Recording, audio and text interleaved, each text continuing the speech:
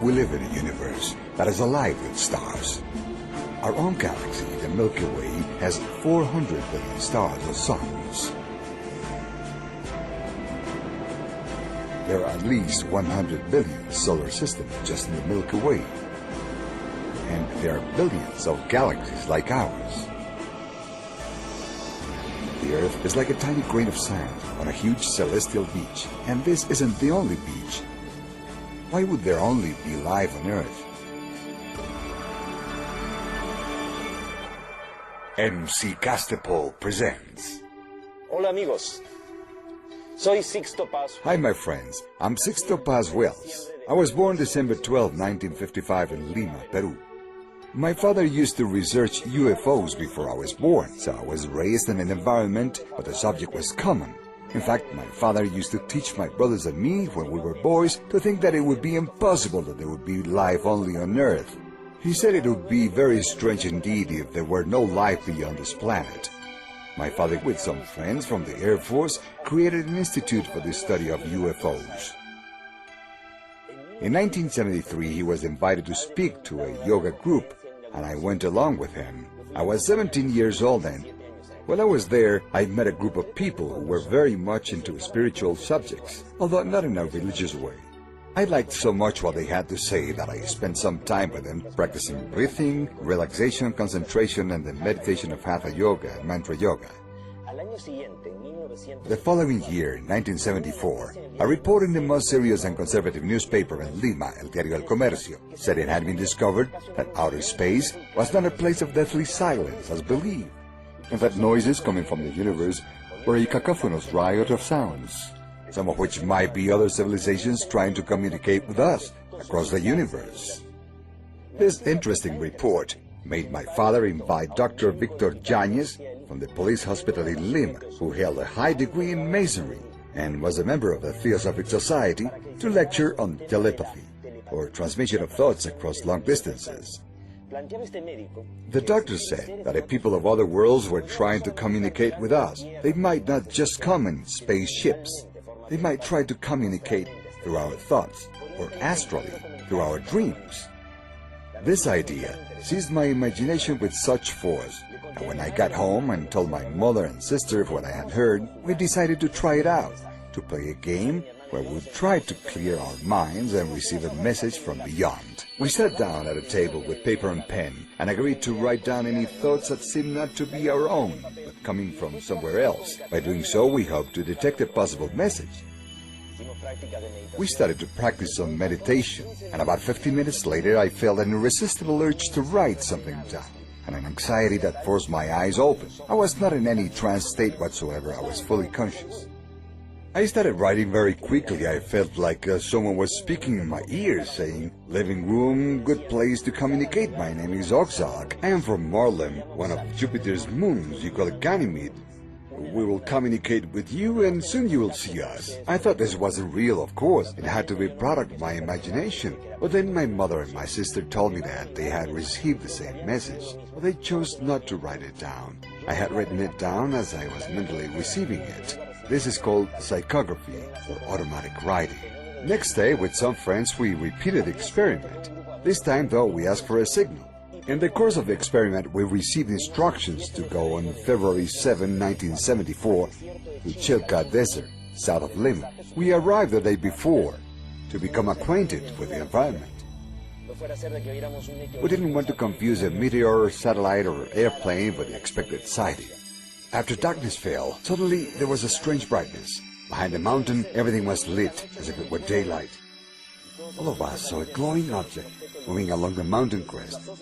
When it stabilized on the right side of the horizon, the members of our group started asking each other, "Do you see it?" "Yeah, I see it too." "What is that light?" As it started to descend, it hovered at an altitude of some 80 meters. It projected a light as bright as the midday sun. It was shaped like a disc and had a dozen small windows. We all felt terror, panic. We never been so frightened. And yet we all grasped in our minds the message that was sent. They wouldn't come down at that moment because we couldn't control our emotions. Later there would be a time and place. That time came months later when they landed in the desert and we had the opportunity to see them physically. Anthropomorphic beings, humanoid, similar to us. At the beginning, their communication was all telepathic. Had it all ended there, these experiences wouldn't have much significance. But a Spanish journalist, Juan José Benítez, who today is known worldwide for his Trojan Horse series of books, back then a correspondent for the EFE news agency, was sent to Peru to cover the story about a group of teenagers who claimed to have had contact with extraterrestrials. We went out to the Chilca Desert with him. And at the exact time, on the exact day announced and messages that we had received, this journalist was able to spot 2 UFOs in the sky. To us, they were DAVs, directed alien vehicles. The sighting demonstrated to his satisfaction that it is possible to establish contact with extraterrestrial beings. When he returned to Spain, Juan José Benítez wrote his first book, UFOs, SOS to Humanity. This book made our contact experience known around the world. As the years progressed, our communication with these beings became more and more fluent. We were allowed to receive the information that we are about to share with you, stories about the cosmic plan, extraterrestrial cosmogony, and the origins of humanity. It is the story of how the human being is the result of extraterrestrial genetic experiments, and how, through our biological history, there has been hybridism and crossbreeding, stellar shipwrecks, colonization, and even deportation of aliens to our world. Without considering the extraterrestrial link, human history doesn't make sense.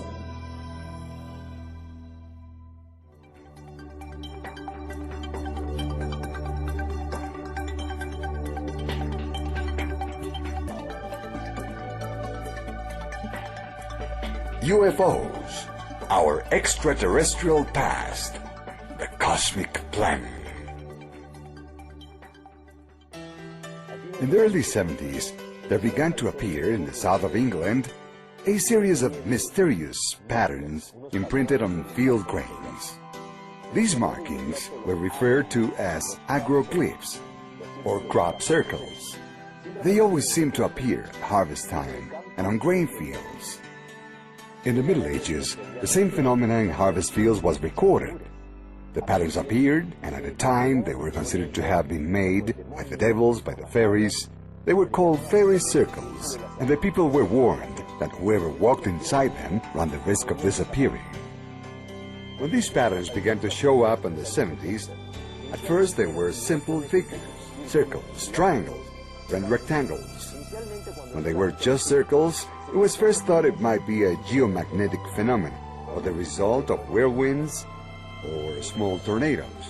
But when the figures started becoming more complex, more beautiful and larger, there was really a compelling interest in investigating them. This interest increased even more when researchers realized that the spikes of grains were folded.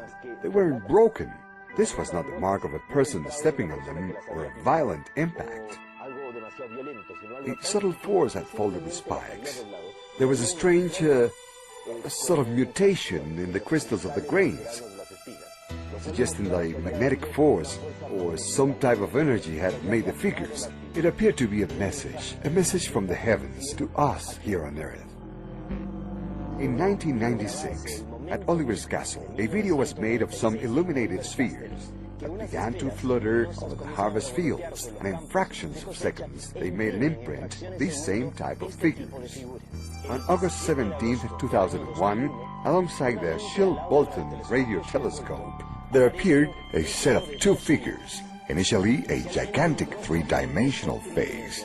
At ground level, there was nothing visible that would make us believe that this was a face. These were just little piles of weed. But that face is not unknown. It is identical to the face of Sidonia on Mars, a face that was discovered on a mountain on the surface of that planet. And what is the other figure? A rectangular figure that turns out to be the answer to a message that was sent from Earth on November 16, 1974. Frank Drake, a friend of Carl Sagan, using the big radio telescope of Arecibo, Puerto Rico, had sent a radio signal to space to M13, the Great Nebula of Hercules, located 24,000 light-years away. He hoped that at some time some intelligent civilization would receive it and would respond. Radio waves travel at the speed of light. almost 300,000 kilometers per second. That radio wave would take 24,000 years to get there, and if there had been an answer, it would have taken 48,000 years to receive the reply. Who would be here on Earth to receive the answer? Nevertheless, the answer didn't take 48,000 years, but only 27 years, and not through radio waves, but through imprints on fields of grain. From the figure, it can be seen clearly that these beings are familiar with the elements of communications that exist here on Earth. In this case, the universal language of numbers, of mathematics. They also knew our components of life. According to the genetic code, there are variations on the father's side. It is mutated or changed. This suggests that they are a sort of transgenic beings, or we are a variation to them. The average height of these beings, at least the ones that appear in this design, is 120 centimeters, small with a big head, like many similar beings that have been observed in different parts of our world. In terms of location in their solar system, counting from their sun, they would be occupying the third and fourth orbits and the moons of the fifth planet. But if we look very carefully, they have 9 planets around their sun, a significant coincidence with our own solar system. Perhaps they are not answering from outside our solar system, but from inside, with bases on Mars, Earth, and the moons of Jupiter. Their means of communications is obviously not a radio telescope. That would be a very primitive form of communication for them. The form in this case is the same concentric and tangential circles that appear 1 year before year 2000 at the same place. This shows that in order to communicate with us, these beings had traveled through time and space, through cosmic folds, through interdimensional gates. They could do this because they mastered space and time. The fact that many of these figures appearing in fields in the south of England and in more than 25 countries are related to the latest discoveries of science indicate that there is a follow-up, a supervision of Earth's projects on their part. There appears to be an interest in helping human beings to remember a great deal of information that is already part of our own genetic code. If we were sown in this planet, all we have to do is remember.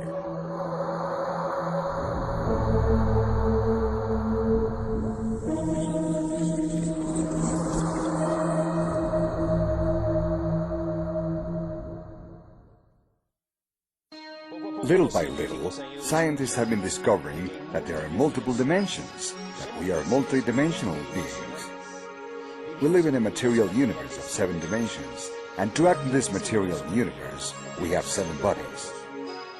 One of them is the dense physical body. Then there is the astral body, which is the one of the emotions and desires, joined to the physical body through an energy umbilical cord known as the silver cord, which is broken when a person dies.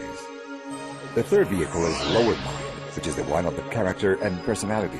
When a person dies, the physical body dies, the astral body dies, and the character and personality die along with them. The fourth vehicle is the superior mind, the entity with our psychic faculties, our extrasensory capacity. The fifth vehicle is the soul, the gathering place of our experience in past lives. The sixth vehicle is the spirit, which is our consciousness. The seventh vehicle is the essence. There are 7 bodies to act in the 7 dimensions of this material universe. Beyond the 7th dimension, like music in a superior octave, there is a universe parallel to this one, not a material one, but a mental universe, and the beings that originate there are the ones we know as angels, archangels, thrones, principalities, cherubs, seraphim, powers, dominations. That mental universe corresponds to the 8th, 9th, and 10th dimensions. And beyond those, starting in the 11th dimension, there would be a 3rd universe that is spiritual. The spiritual universe would have created the mental universe. The mental universe would have created the material universe. So God would not have created us directly, but through intermediate hierarchies, acting through a group of ultra-terrestrial beings, beings from the mental universe, which we know as Jello, the shining ones, the sons of God. The first civilization to emerge from this last creation had a very auspicious development. In a short time, they advanced a great deal, and they passed very quickly from the first dimension to the second, from the second to the third, and from the third to the 4th dimension of consciousness, which means that as these beings evolved, they were helping other civilizations to evolve. But for those at the head, there came a moment when they became stuck in their own evolution. All of a sudden, Those who were in the fifth and sixth dimensions were not able to continue to advance and make evolutionary progress. Why? The first three vehicles, the physical body, the astral body, and the lower mind, constitute what we know as the material consciousness plane. They connect us through the material plane with the material universe of 7 dimensions. The superior mind, the soul, and the spirit constitute the plane of mental consciousness and connect us through mental consciousness to the mental universe, and with the 3 dimensions of the mental universe, the 8th, 9th, and 10th dimensions. And the 7th vehicle, which we could also divide into 3, will, wisdom, and love, connects us through the spiritual plane with the spiritual universe, which would be the 11th and up. Those civilizations that have reached the 3rd, 4th, 5th, and 6th dimensions of consciousness not only have evolved on the material plane, but also at the level of mental consciousness. They have had a great mental development, but they have become stuck there. They haven't been able to contact the spiritual consciousness, because those who were their guides or teachers were beings of the mental universe. They fostered the evolution and development of the first civilization, this last great creation. So if the pattern and source of reference of the teachings had some limitations, these limitations become evident in the evolutionary development of civilizations. Their evolution process stopped. During the contact experience, the extraterrestrials related how a cosmic gathering had taken place, in which the ultra-terrestrial beings of the mental universe and the Jelle, the creator parents, engaged in a dialogue in order to discuss what mistakes had been made during this last creation. Lucifer, or Luzbel, a very elevated entity of the mental universe, suggested that the mistake was that the evolutionary process was too easy for them, and perhaps not having created the necessary conditions to have an opposition force strong enough to demand maximum effort from these civilizations while they were developing. Lucifer suggested introducing dissociative entities from the mental universe into the material plane to act as demons, making the evolutionary process very difficult. This would re-establish the original rules. But Lucifer thought that they should work with those civilizations that had already been guided by them, and which they had acted directly upon.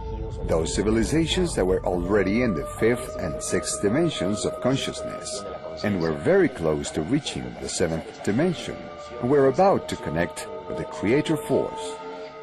But the other ultra-terrestrials disagreed, saying it was like changing the rules of the game. Just as if we had a son in a military boarding school with rigid discipline. Just 1 year short of his graduation, we put him in a mixed school that is not a boarding school and has no rigid discipline. There is a high probability that he would fail. So these ultra-terrestrials said, you can't change the rules of the game for those already in the advanced stage. And these entities suggested working instead with new civilizations, civilizations that were just getting started. But there were also opinions that it wasn't fair either to vary the rules governing those civilizations. So the final decision was to work with civilizations that had never existed, with planets that had never developed. One of those chosen planets was the Earth. Why? Because according to the extraterrestrials, 1.2 billion years ago, a meteor shower extinguished life on planet Earth.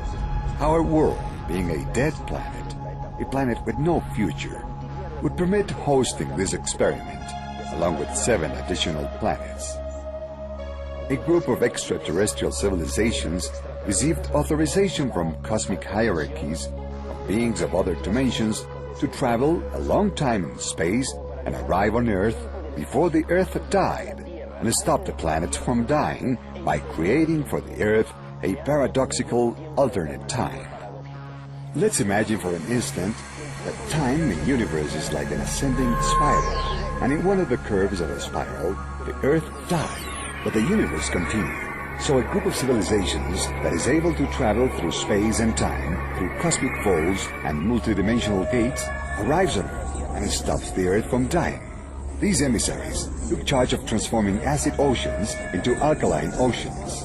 They sowed spores in our world. They accelerated the process of life, hoping that our planet, at a certain moment, could foster a civilization with a psychic and spiritual potential, able to reach levels of evolution that not even these visitors had achieved. It would be a civilization able to reconnect with and establish a bridge of communication with the Creator universe, with the spiritual universe. It would be a civilization destined to surpass their own level of development. The prospect of this opportunity going to new civilizations did not make Lucifer happy.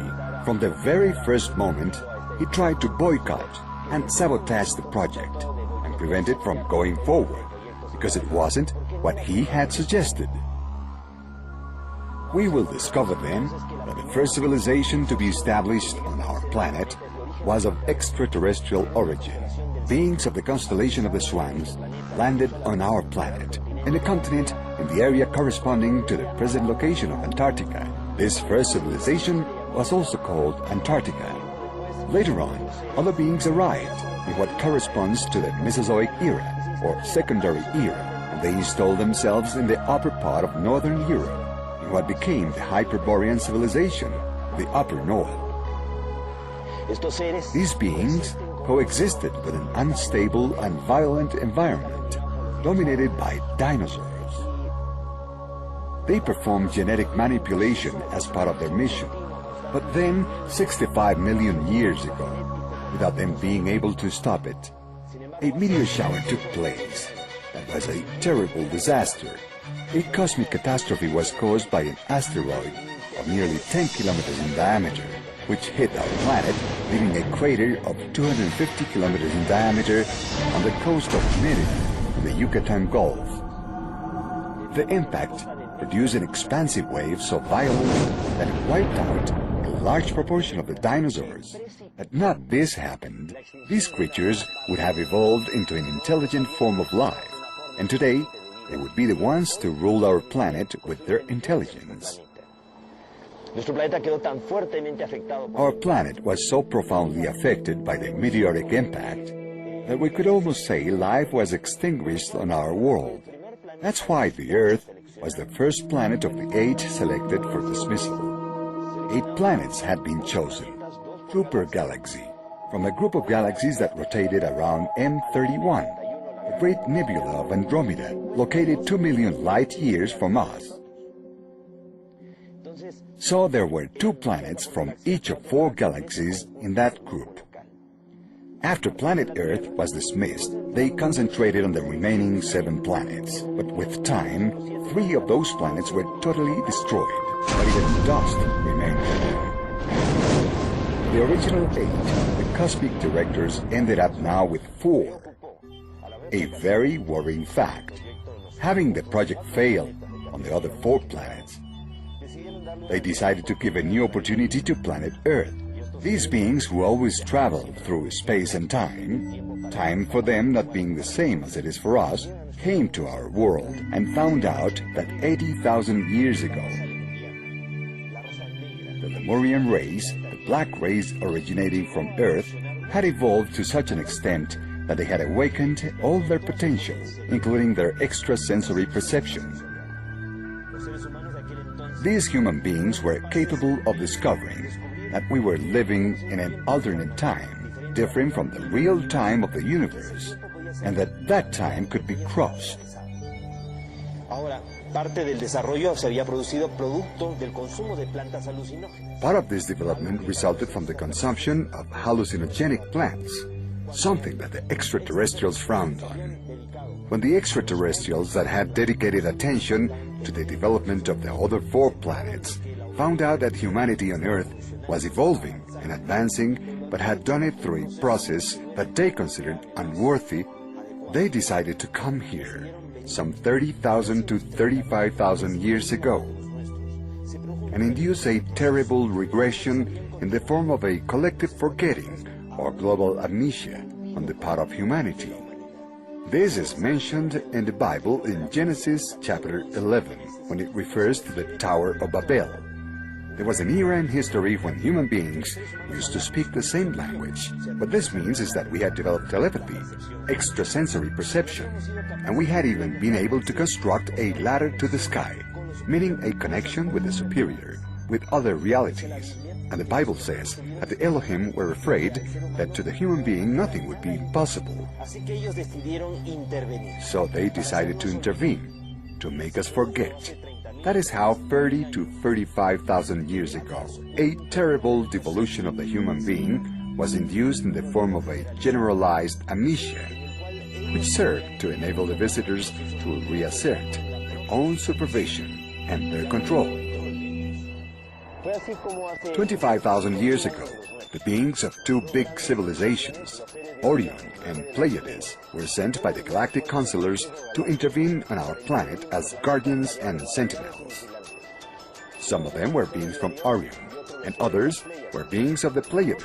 Not all Orions had a humanoid or anthropomorphic appearance. There were ones with reptilian appearance, specifically the chief of the Orions, who was called Satan, an extraterrestrial, not to be confused with Lucifer, who was an ultra-terrestrial. Over centuries of angelology, the study of angels, so much confusion has developed that sometimes the same name is used to refer to an angel of light or one of darkness, and vice versa. For example, the word Satan, adversary, is used to refer to Lucifer when they are two completely different entities. The guardians and sentinels had the idea to evaluate the evolutionary process of humanity. As mentioned earlier, a terrible devolution had been produced, specifically referred to in chapter 11 of Genesis, when it says the Elohim saw that the human beings spoke the same language and that we had been able to build a ladder to the sky, that now nothing would be impossible for us. This ladder obviously wasn't a ziggurat, or a tower, or a pyramid, but a psychic and spiritual connection. So they decided to come here and confuse the languages. They made us forget, and that forgetting was a form of devolution as recorded in the cosmic plan. Then the responsibility of these guardians and sentinels was assigned to Satan, who was a loyal follower of the teachings of Lucifer. Satan took a moment to consider that if the project had failed in the other 7 planets, and that if here the experimenters had lost control of the experiment from the beginning, it could jeopardize the cosmic statu quo, the established order. The best thing to do, he reasoned, was cancel the project and end it so that the experiment would not continue in our world. Not all the guardians and sentinels were in agreement with Satan's point of view, and some of them stayed loyal to the cosmic plan, while others turned against it. Thus a tension and crisis arose among the guardians, initially on the theoretic level, but subsequently became a real war of the galaxies, whose echoes still resound throughout the universe. The Bible tells of the war between the sons of light and the sons of darkness, the war of the angels. The Mahabharata and the Ramayana talk about the true war of galaxies, with our world as a neutral scenario of their battles. At the end, the leaders of the opposition were subjected to extradition to Earth. They didn't want to come to help us. They were forced to come here. Even though not all the Orions participated with the dissidents, and many of them remained faithful to the cosmic plan, they were replaced by beings of Sirio, a greater clan, who along with the Pleiadians remained as guardians and sentinels.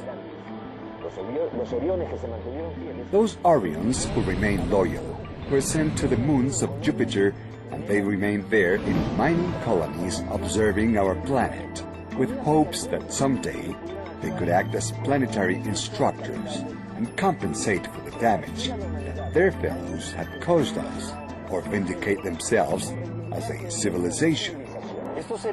Those beings that were deported here to the Earth should have changed their attitude, but that didn't happen. From the very first moment, they declared war to the death against humanity, and they tried to keep the cosmic plan from proceeding, so that humanity would not reach a level of evolution that they didn't want, or that they feared that the humans could achieve. They constituted a secret world government, fearsome and negative. These satanic forces started to conspire terribly against humanity. Being accustomed to living for thousands of years outside our world, they prematurely became old and died, becoming trapped in a fourth dimension here on our planet. Throughout history, they have influenced many human beings, persons with weak character and weak will. They connected these persons to politics, religion, and economy, to the leadership of the military, and to fashion and music, in order to sow worldwide chaos through these human agents and lead the world to its own destruction. The extraterrestrial beings of this terrifying and negative planetary regime are the ones who also somehow have influence over the Pleiadians to commit the serious transgression of having sexual relations with human beings on Earth. It was Semyasis, the boss of the 200 Pleiadians, who had sexual contact with the human beings. This is mentioned in Genesis chapter 6, when it says, "When the men started populating the earth and producing children, and the sons of God, the angels of heaven, seeing before their eyes that the daughters of men were beautiful, took as many as they wanted, and with them they procreated the ancient heroes of the past." That is how these 200 extraterrestrials had sexual contact and produced hybrids, mestizos, and were reunited in a group of 10 islands, the largest of them, Dondo Island, in the Atlantic Ocean. There they established their capital in Poseidon and Poseidopolis. As Plato mentions in his dialogues, Critias and Timaeus, as well as in the Republic. Such was the knowledge and technology received from the extraterrestrials by the Atlanteans that it allowed them to develop large experimentation labs. They manipulated the brains of dolphins and whales, contributing to the advancement of these two creatures. They also allowed the Atlanteans to travel beyond our world, toward the stars. They had the intention of establishing colonies on Maldek, Terma, Yoma, a planet that would have existed between Mars and Jupiter, and they would use Mars as a springboard to get there, because this would permit the Atlanteans to get far away from the evolutionary process of their planet and wouldn't affect it. They were allowed to pursue it. This is why we found a huge phase on Mars, discovered in 1976 by Viking 1 and Viking 2 in the Sidonia zone. Pyramids were also discovered in the Liceo zone, of what appeared to be ruins of large cities in the Utopia zone. The Atlanteans coexisted underground on Mars with the Martian race that would have received the Atlanteans with curiosity.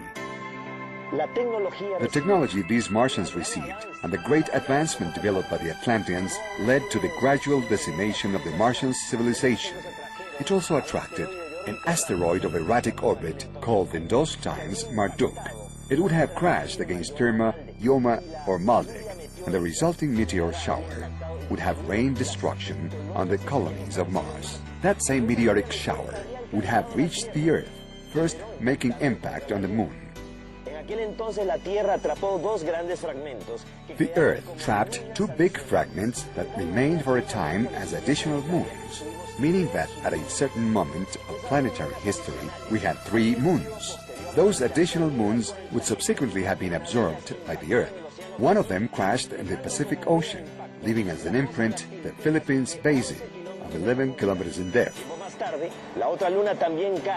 Later, the other moon fell in the Caribbean, leaving as impact the Puerto Rico Basin of 9 kilometers in depth. This created a zone of magnetic aberration, where the line forces that go from pole to pole tend to curl, forming whirlwinds and vortices of electromagnetic forces that collapse space-time, opening gates to other dimensions. These great destructions would have caused the last major glaciation, 11 to 12,000 million years ago, and would have covered the Antarctic with ice. The Antarctic was a continent that was going through the last period of Lemuria, the period of Mu. This was the greatest advancement to the original black race on our planet. This was the greatest advancement of the original black race on our planet, after the intervention of the Guardians and Sentinels. The Lemurians had then to be rescued and taken out of there. They were taken to Mesoamerica in what is now Mexico, and that's how the Olmec civilization emerges. The last archaeological discoveries made in the state of Guerrero, on the Pacific coast of Mexico, demonstrate the Olmec culture was thousands of years older than we originally supposed, and that would explain their Negro facial features. The Olmecs also appear in stelas in great stone sculptures driving spaceships, something that later we will see repeated in the Maya civilization itself.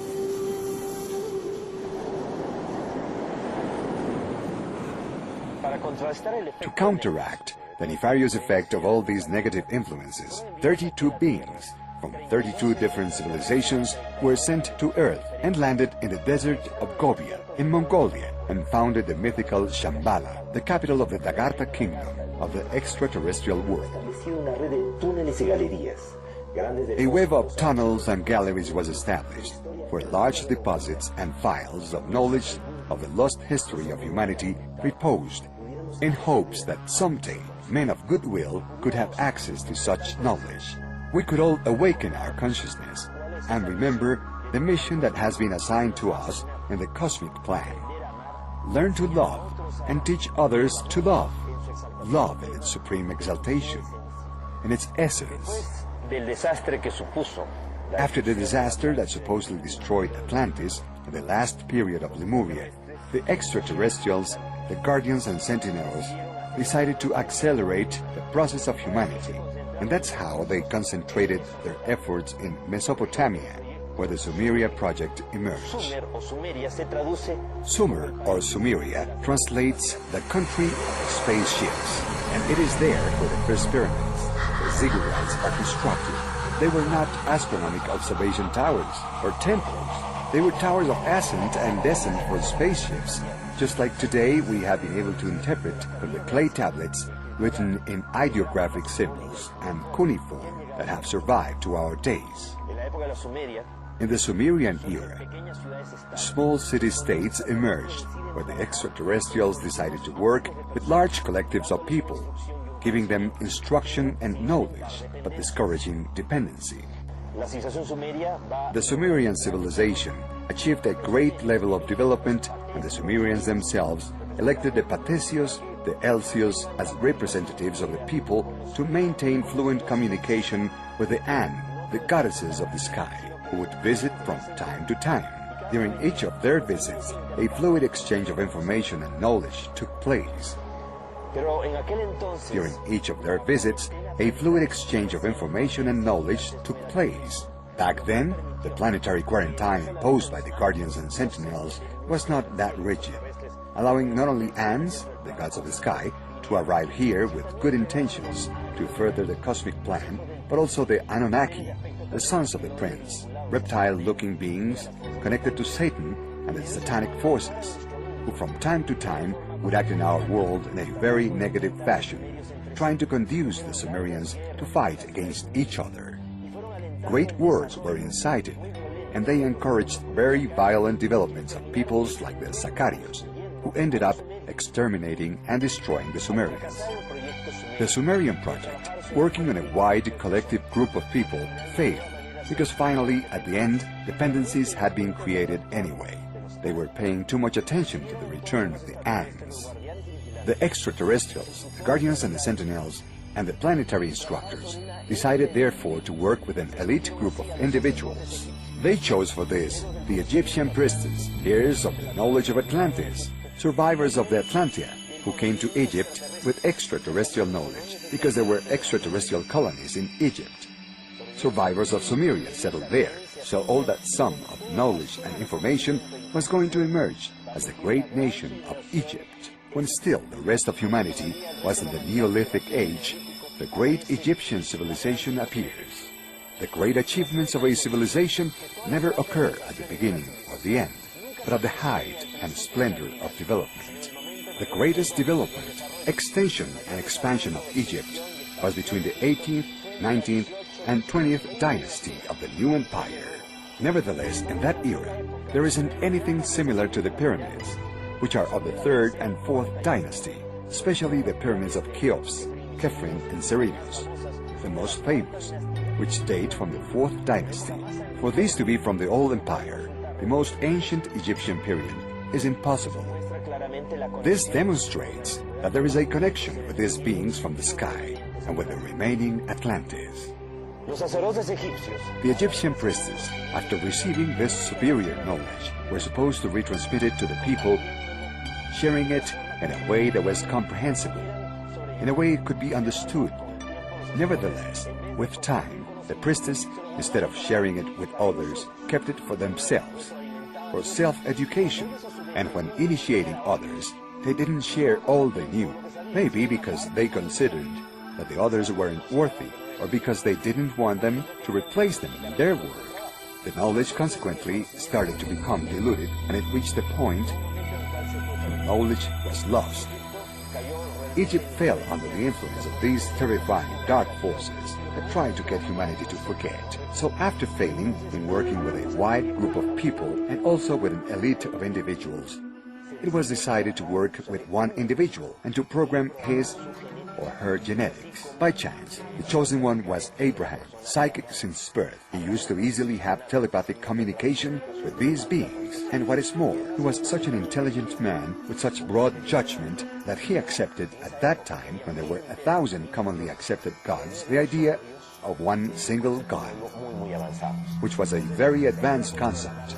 The idea became to program Abraham's line of descendants, and you can see very clearly that all through the sacred history there is evidence of serious genetic manipulations or interventions of these beings. For example, Abraham was not able to have children with Sarah. Nevertheless, with the help of those from above, they finally had Isaac. Isaac married Rebekah, but Rebekah was not able to have children either. Nevertheless, with the Lord's help, she conceived Jacob and Esau. Jacob married his cousin Leah, and then Rachel, the one who he really loved, but she was sterile too. But with the help of these beings from other worlds, she finally conceived Joseph, he of the premonitory dreams, he of the talent of prophecy, the one who interpreted the Pharaoh's dreams. Samson was the son of sterile parents, Samuel the same. Mary the Virgin was the daughter of Joachim and Anna. They were not able to have children. With intervention from the heavens, Mary is born, creating conditions for the birth of Jesus Christ, who was not an extraterrestrial, but an extraordinary terrestrial. The New Testament tells the story of Jesus. Jesus had been a person, a human being on the earth, who through multiple reincarnations on this planet had reached a high evolutionary level. He did not need to reincarnate. However, out of love for humanity, he accepted his destiny to come back.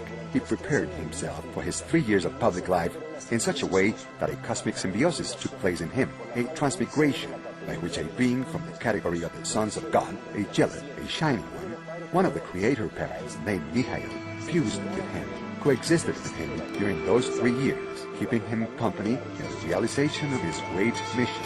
What did this great mission consist of? Specifically to teach humanity that love is the strongest force in the universe, capable of overcoming everything and transforming everything, including overcoming death, understanding love as respect, tolerance, and forgiveness among human beings. The day will come, according to the Apocalypse, that humanity will have access to a certain knowledge that was hidden for ages. When this knowledge emerges, the forces of darkness will become subject to humanity for 1,000 years. At the end of the 1,000 years, which begin on the 22nd of December, year 2012, a new millennium will start. And at the end of that millennium, it is believed that humanity will take the side of the forces of light in a last great battle, the Battle of Armageddon. But what would happen if at the moment humanity finds out that we have been victims of a cosmic conspiracy in which extraterrestrials and ultra-terrestrial forces, our creator parents, and even our older siblings have conspired against humanity? What would happen if in that moment, instead of humanity struggling against the darkness, in a supreme act of love we say, "Father, forgive them, for they were mistaken"? They tried to prevent the evolution of man on Earth, and on the contrary, they made man of greater value and greater significance. Such was the pressure on the coal, meaning humanity, that the quality of the diamond is excellent. In this moment of forgiveness, a cosmic redemption of the Earth will be sealed. What is expected to happen in the following years? Humanity will access knowledge that was hidden. A wealth of information will come to light. Information that has been hidden by the governments and by religions. The enlightenment will be so profound that many people won't be able to resist it. Among the things that humanity is going to discover is that we are in an alternative time, paradoxical, that we are not in real time, and that we are getting closer to a reconnection, a synchronization of times. In the months and years following December 22nd, year 2012, we are going to see a speeding up of psychic potential in dreams and consciousness. Great transformations in the planet will take place at the ecological and climatic levels, including natural catastrophes of tremendous impact. Why? Because the Earth is getting closer to a great planetary labor. The Maya civilization wisely anticipated this. They considered that starting in the year 2003, each year symbolically will be like a month of pregnancy, leading to a great planetary birth. That great labor has been foreseen as taking place between now and December 22nd, year 2012. Will humanity be capable of fulfilling the great mission that it has been assigned? Will we really be capable of all-important moment of cosmic forgiveness? How will we be capable of such a gesture if prior to that we are not able to exercise tolerance and to forgive and accept our family and others the way they are? Today, the terrifying forces are trying to encourage whatever it takes to destabilize our civilization. Racial hate, ethnic hate, religious struggles and confrontations. We are at the most propitious moment in human history to demonstrate a real spiritual level in our striving for unity and diversity. We should emphasize everything that unites us and not what separates us. Remember that we are human beings and our home is planet Earth, a planet predestined to be the light for others, the light of the cosmos. We are not the center of creation, but we are at the center of a cosmic expectation. Otherwise, so many extraterrestrial civilizations wouldn't have been coming since immemorial time to our world. We are living the most extraordinary moment of human history, a great defining moment. It is also the time of a great awakening. Either we succeed at passing through these events, or we will simply not achieve the goal. Not a lot of people are needed to change the world. The Hopi Indians, or Pueblo Indians, talked about 144,000 sun dancers who had to remain dancing for a night of darkness to ensure the birth of the next day. The Apocalypse teaches us about 144,000 people who washed their clothes, meaning that they awoke their consciousness. Relatively few people are needed to change the world.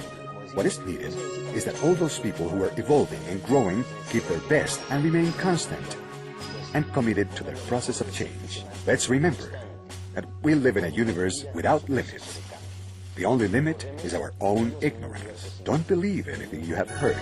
Think, reflect, but the most important thing is to feel, because the truth is inside of everyone. Ya que la verdad está dentro de cada uno.